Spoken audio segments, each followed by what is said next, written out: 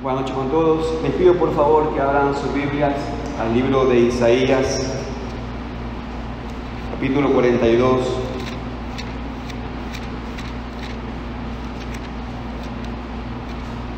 Libro de Isaías, capítulo 42, versículo 3.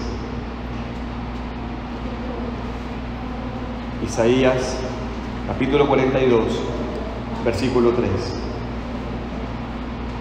La palabra de Dios dice así: no quebrará la caña cascada, ni apagará el pábilo que humeare.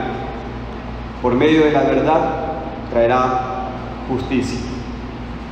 He titulado esta reflexión para esta noche La caña cascada. Y para con este título quiero que pensemos en dos puntos. En primer lugar, veremos la vocación de Cristo y en segundo lugar, la manera de cómo Cristo desempeña esa vocación. Así que pedimos al Señor que nos bendiga con su Santo Espíritu al enseñarnos su palabra. Vamos a orar.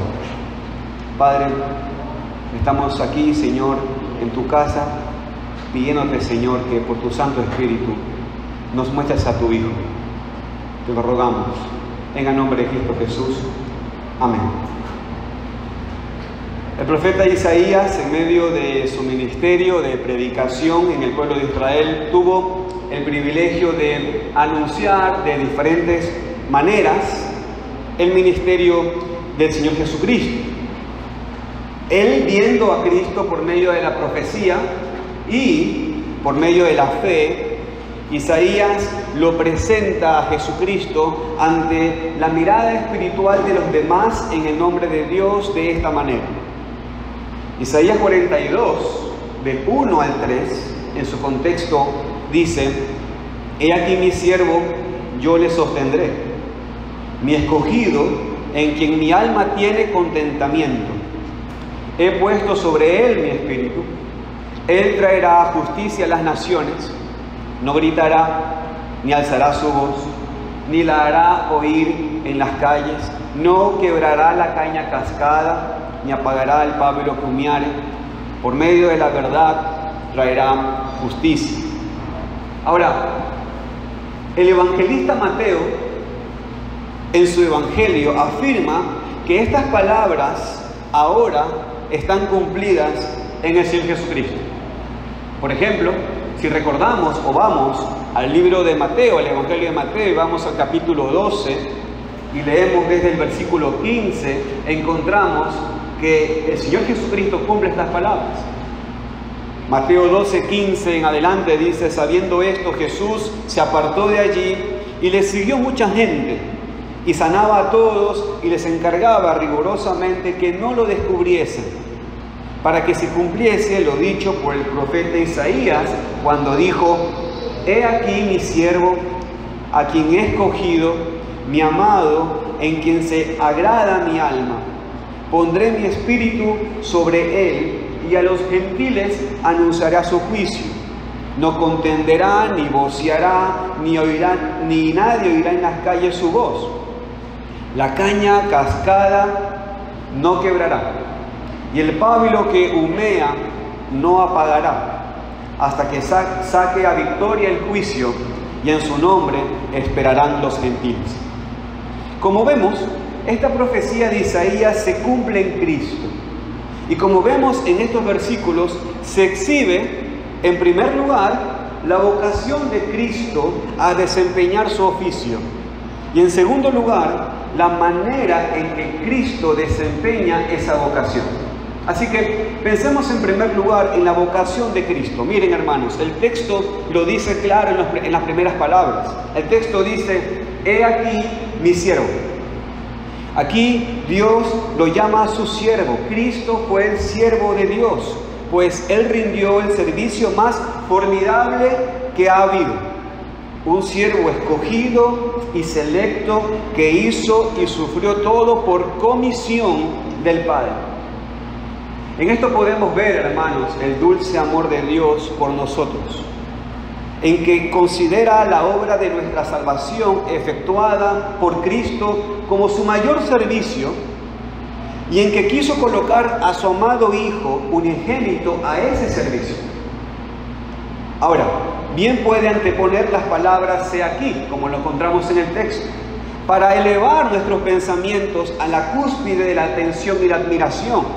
Hermanos, es un llamado de toda nuestra atención en quien Él está señalando.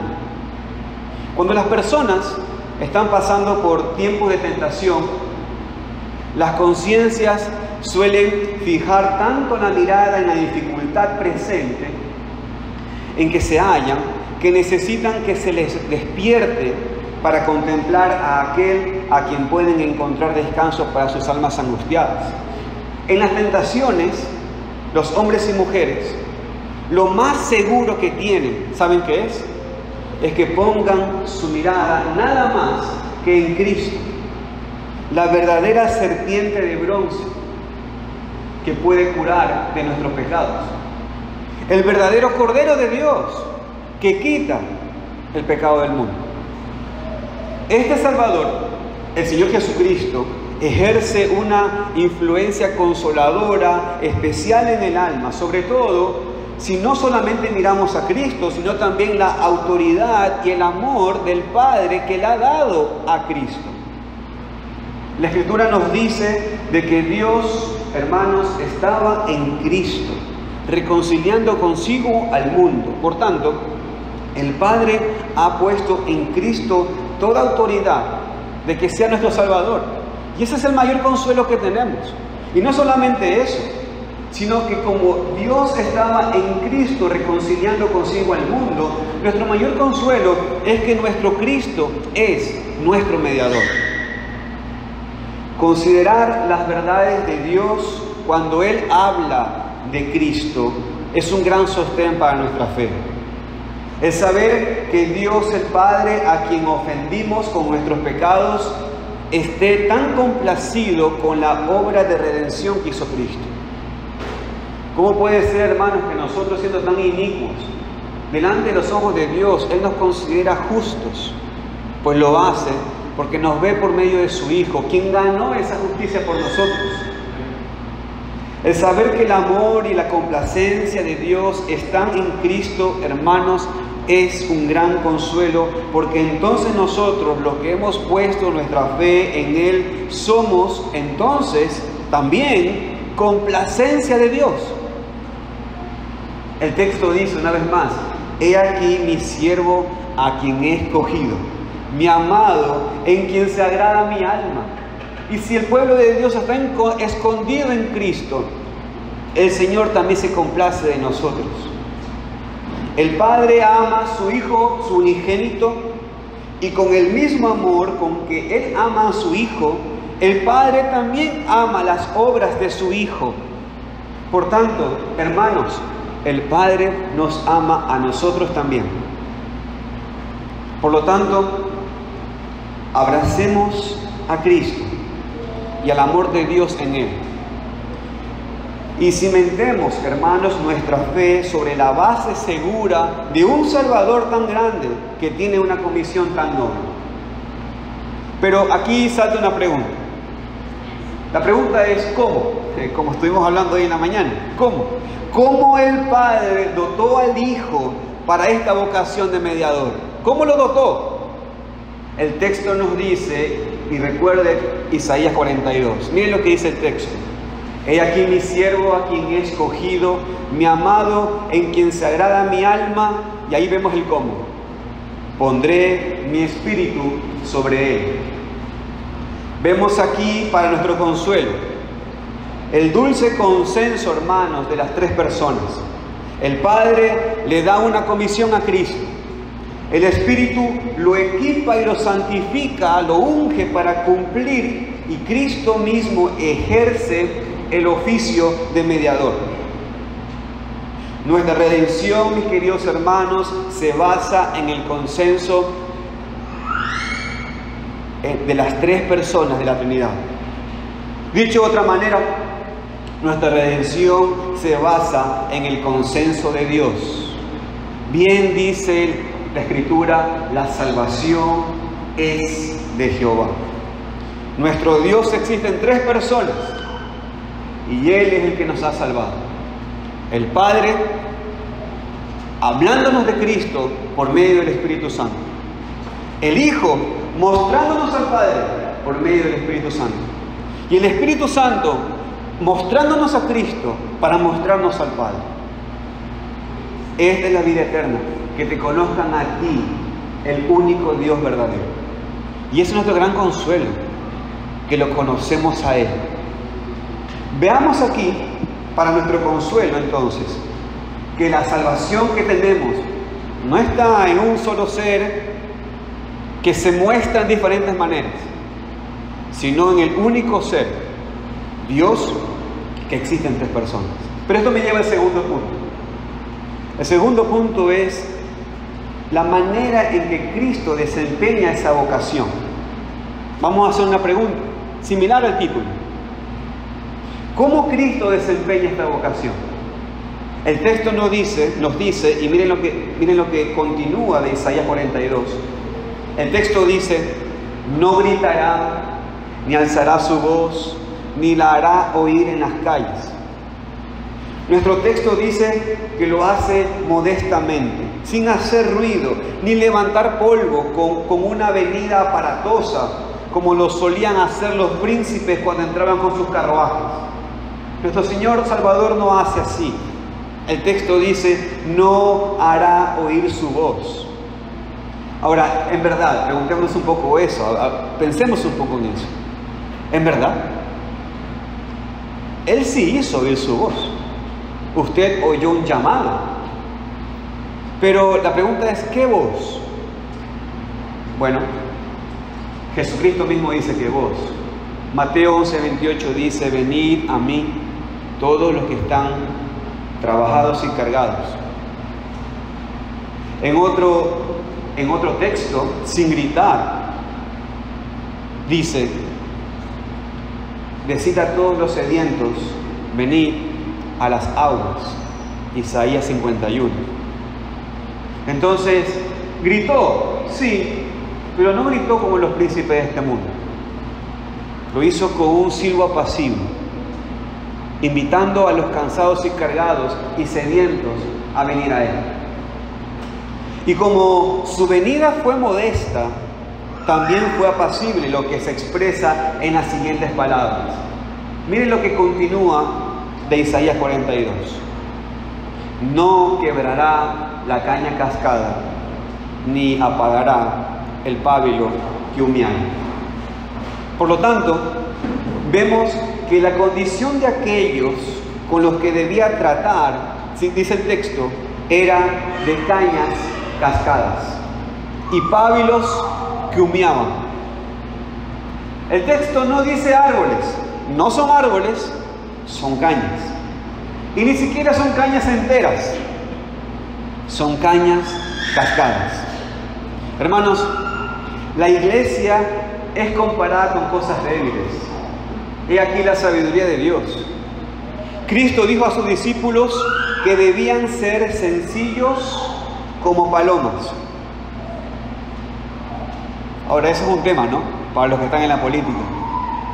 Porque queremos ser halcones. Ahora, no dice que, o mejor dicho, Él pudo haber dicho que tenemos que ser como halcones. Pero Él dice que somos como palomas. La iglesia es como paloma entre las aves. La iglesia es como una viña entre las plantas. Hermanos, la viña, esa planta, no es tan bonita. Ese vástago que va creciendo no es tan bonito. Y de hecho, cuando ustedes lo miran sin hoja, parece un cuento de terror. Pero somos comparados así. Somos débiles. ¿Qué otra manera lo compara la Escritura con nosotros? La iglesia es como ovejas entre las bestias. Pudo habernos puesto como comparado con otro animal, pero esta es la mejor figura. La iglesia es como una mujer, que es el vaso más frágil. Como lo ven, la iglesia es comparada con cosas débiles. Los hijos de Dios son comparados con cañas cascadas.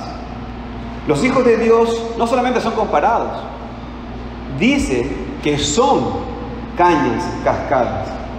Antes de su conversión y muchas veces después de ella, también somos cañas cascadas. Antes de la conversión, todos somos cañas cascadas, aunque en medidas diferentes, según como Dios ha estimado. Y así como hay diferentes temperamentos, hay diferentes dones, hay diferentes estilos de vida, también hay diferencias en la intención divina de usar a las personas en el futuro, pues por lo general Él las vacía de sí mismas y vuelve en nada antes de usarlas en grandes servicios. Pero aquí tenemos que hacernos otra pregunta, una pregunta que seguramente estará retumbando en nuestras mentes. Somos cañas cascadas, es lo que dice la Escritura. Pero la pregunta es, ¿y qué es cascado? Por ahí sabemos qué es caña, pero ¿y qué es cascado? El diccionario dice que cascado es algo o alguien que está muy gastado o muy trabajado y no tiene fuerza ni vigor por haber trabajado o servido mucho. Un sinónimo o sinónimos de cascado, ¿saben qué es? Decrépito, gastado, decrépito, gastado, achacoso.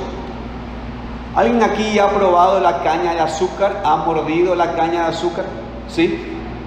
Bueno, evidentemente la caña de azúcar, antes de ser mordida y ser triturada por nuestras muelas, es una caña fuerte, pero cuando comenzamos a triturarla, esa caña deja de ser fuerte, larga sus jugos, larga sus líquidos, y es algo doblado, es algo gastado, decrépito. Eso es caña cascada. Así como se ve una caña de azúcar cuando la mordemos, eso es una caña cascada. Bueno, la caña cascada es una persona que por lo general se halla en alguna miseria. Algo muy característico, por cierto, de las personas que acuden a Cristo, porque están buscando ayuda. Y que movida por esa miseria, llega a ver que es causada por el pecado. Es que por muchos que sean los pretextos del pecado, estos se acaban cuando estamos cascados y quebrantados. Dicha persona es sensible a su pecado y miseria, incluso al punto de llegar a fatigarse más. Y como no ve ningún socorro en sí mismo, porque está decrépito, está dominado por el deseo incansable de ser abastecido por otro que le puede generar esperanza. Y entonces cuando estamos buscando a otro que nos pueda generar esperanza, ¿sabe lo que sucede? Ahí es cuando comienza la esperanza a elevarse ligeramente a Cristo. Aunque al hacerlo, debido a que somos indignos, no afirmamos que hemos recibido misericordia. Eso es un hombre, un alma cascada. Es ese publicano que no puede levantar sus ojos al cielo porque sabe que es pecador y sin embargo sabe que solo en Dios hay esperanza y perdón, y por eso está ahí en el templo orando, aunque no puede levantar sus ojos al cielo. Esta chispa de esperanza es combatida por las dudas, sí, los temores que surgen de la corrupción, sí, y que lo convierte a la persona en un pábilo que humea. De modo que estas dos imágenes en conjunto, la caña cascada y un pábilo que humea, ¿qué es el pábilo que humea? Pues el pábilo es una vela que tiene una mecha, y que cuando tú enciendes una vela, ¿qué es lo que debería haber? Luz. Pero cuando la mecha está sucia, está corrupta, en vez de tirar gran luz, tira humo, humea. Y esa es nuestra figura. Así es como somos comparados. Cañas cascadas, pábilos que humean. Ese es el estado de una persona angustiada. Y ese es el estado de todas las personas que van a Cristo. En el Evangelio de Mateo se registra un sinónimo de la caña cascada y un sinónimo del pábilo que humea. ¿Saben cuál es? Cristo le llama a esta gente pobres en espíritu. Es un sinónimo. Los pobres en espíritu en Mateo 5 son esas cañas cascadas y pábilos que humean en Mateo 2. Ellos son los que ven sus carencias y también se consideran deudores de la justicia divina. Son pobres en espíritu, no pueden pagar la justicia divina. No tienen con qué pagar. No tienen en sí mismos, ni en ninguna otra criatura, ningún medio de pago. Y por eso, ¿saben qué? Lloran. Lloran porque no pueden pagar esa justicia. Están en deuda. Además, movidos por una esperanza de recibir misericordia que surge de la promesa de los ejemplos que otros han recibido, estos pobres en espíritu son incitados a sentir hambre y sed. Por tanto, aquí comenzamos a ver consecuencias positivas de ser cascados. No es algo que nosotros deberíamos buscar, por cierto. No deberíamos buscar ser cascados por este mundo y por el pecado. Sin embargo, así es nuestra naturaleza. Por tanto, en la soberanía de Dios, hacemos esta pregunta: ¿cómo mi alma puede aprovechar el sentir que estoy cascado de este mundo producto de mis pecados? Pues en primer lugar, es necesario que seamos cascados antes de la conversión para que el Espíritu pueda preparar el camino para ingresar al corazón, allanando todos los pensamientos soberbios y altivos. Y para que podamos entender realmente lo que somos por naturaleza. Es cuando somos cascados, es cuando el Espíritu Santo puede ir derecho a iluminarnos esa necesidad que tenemos de que alguien pague por nuestras deudas.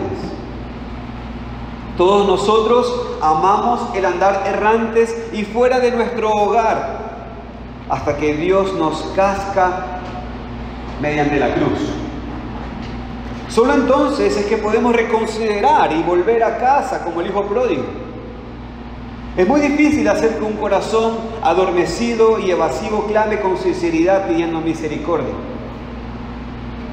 Nuestros corazones, hermanos, amigos que están aquí, son como los criminales, que solo claman por la misericordia del juez cuando están recibiendo su castigo. Además, en segundo lugar, ser cascado nos hace atribuirle un gran valor a Cristo. Entonces el Evangelio se transforma de verdad en el Evangelio. Las buenas noticias entonces se transforman en buenas noticias. Entonces es cuando las hojas de higuera de la moralidad no nos sirven de nada y recibimos con humildad las pieles de esos sacrificios que ha hecho Dios. En tercer lugar, también nos hace más agradecidos y como consecuencia de la gratitud, más fructíferos de la vida. Pues, ¿qué es lo que hace que tantas personas sean fríos y estériles? ¿Por qué hay personas que son frías y estériles? ¿Saben por qué? Porque nunca han podido apreciar la gracia de Dios, ya que nunca han sentido que son cascados por el pecado. En cuarto lugar, esta forma de actuar por parte de Dios nos asienta más en sus caminos, ya que recibimos golpes y moretones en nuestros propios senderos. Muchas veces la causa de las recaídas y la apostasía es que las personas, ¿saben qué? Nunca fueron castigadas por el pecado. Y como nunca fueron castigadas por el pecado, piensan que pueden vivir sin ley y que no les va a pasar nada y que de hecho van a tener ese último momento para volver. Pero ese camino que tú piensas que es derecho y que en el último momento vas a volver puede ser camino de muerte, en verdad. No estuvieron el tiempo suficiente bajo el látigo de la ley. Por eso, este obrar menor del Espíritu, la de derribar pensamientos altivos, es necesaria antes de la conversión. Y la mayoría de las veces, para promover la obra de la convicción, el Espíritu Santo le une a una aflicción. Y esa es una providencia de Dios. Cuando viene un momento de dificultad importante en nuestras vidas, cuando eso viene junto con el obrar del Espíritu Santo, ese obrar termina siendo curativo. Aunque físicamente y aparentemente parece doloroso, es curativo para nuestras almas y es purificador también. Como vemos, el ser cascados antes de la conversión trae beneficios. No es algo que debemos buscar, pero así como somos por naturaleza, y si queremos ser perdonados, así como tenemos que reconocernos. Allana el camino para la venida del Espíritu Santo en nuestras vidas, hace atribuirle gran valor a Cristo, nos prepara para ser agradecidos y fructíferos y nos asienta en los caminos de Dios. Pero mis hermanos miembros se estarán preguntando, y mis hermanos creyentes que también están aquí acompañándonos, se estarán preguntando, ¿y después de la conversión? ¿Y después de la conversión? Pues mis queridos hermanos, todos necesitamos ser cascados para que las cañas sepan que son cañas y no robles. Incluso las cañas necesitamos ser cascadas debido a los remanentes del orgullo que hay en nuestra naturaleza. Y para hacernos ver que vivimos por misericordia. Esa cascadura puede ayudar a los cristianos más débiles también a no desanimarse. ¿Saben por qué? Porque van a ver a sus hermanos más fuertes que también son agitados y cascados. El Evangelio registra un hecho de un hermano nuestro bien fuerte. ¿Se acuerdan de Pedro? En Mateo capítulo 26, versículo 75, nos registra que Pedro fue cascado de esta manera. El texto dice que Pedro se acordó de las palabras de Jesús, que le había dicho: antes que cante el gallo me negarás 3 veces, y saliendo fuera lloró amargamente. Pedro en su lloro recordó que no era roble, era una caña cascada.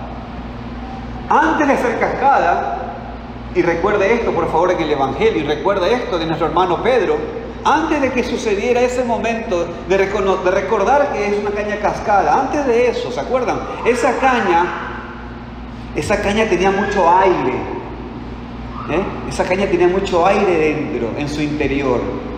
¿Se acuerdan cuándo? Cuando dijo: aunque todos se escandalicen de ti, yo nunca me escandalizaré. El pueblo de Dios no puede estar sin estos ejemplos. Los actos heroicos de aquellos grandes valientes no confortan a la iglesia tanto como sus caídas y sus cascaduras.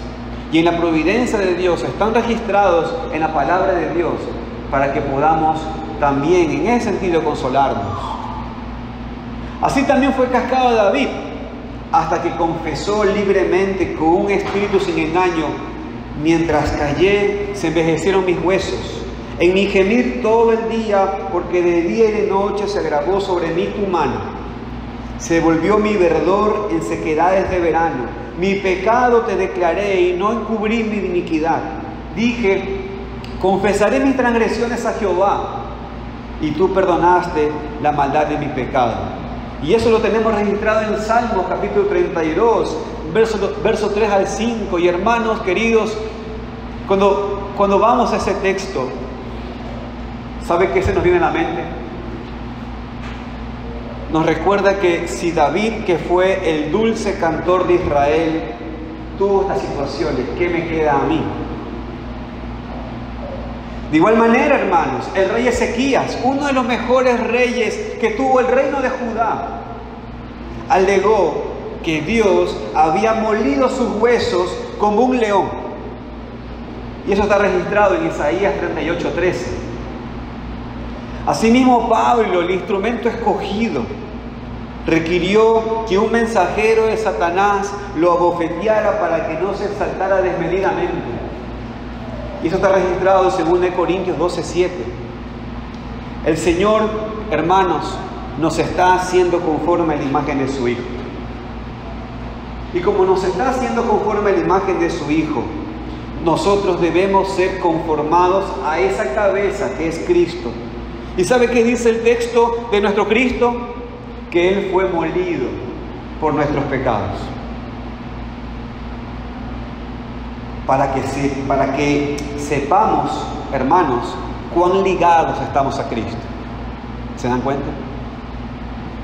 Las almas impías que ignoran los caminos de Dios, por los que Dios lleva a sus hijos al cielo, condenan a los cristianos de corazón quebrantado, tildándolo de personas miserables. Me acuerdo que vivíamos en un pueblo con mi esposa, donde a los hermanos de allí le pasaban todas las cosas que uno no podría esperar. Y todo el pueblo, ellos eran 6 creyentes entre 5.000 personas. Y todo el pueblo decía, es que están malditos porque son evangélicos. Y les pasaban peripecias, les pasaban a esos hermanos. Las almas impías, como ignoran el camino de Dios, condenan el camino de los cristianos. Pero Dios está haciendo una obra clemente y buena en ellos. No están siendo cascados por nada. Es el Señor formando a la imagen de su Hijo en ellos. No es sencillo llevar, hermanos, a un hombre de la naturaleza a la gracia y de la gracia a la gloria. No es sencillo, pues nuestros corazones son muy rígidos y obstinados. Pero en la providencia de Dios, Él toma nuestra naturaleza desgastada, nos hace ver a Cristo como nuestro proveedor y nos sostiene viendo a Cristo como nuestro sustentador. Y hoy, por medio de los símbolos, hacemos memoria de esto, de lo que Cristo logró por nosotros por medio de su muerte. Pero no solamente haremos memoria, también nos aprovecharemos de los beneficios espirituales que Cristo logró para nosotros. Amén. Amén. Vamos a prepararnos para la cena del Señor.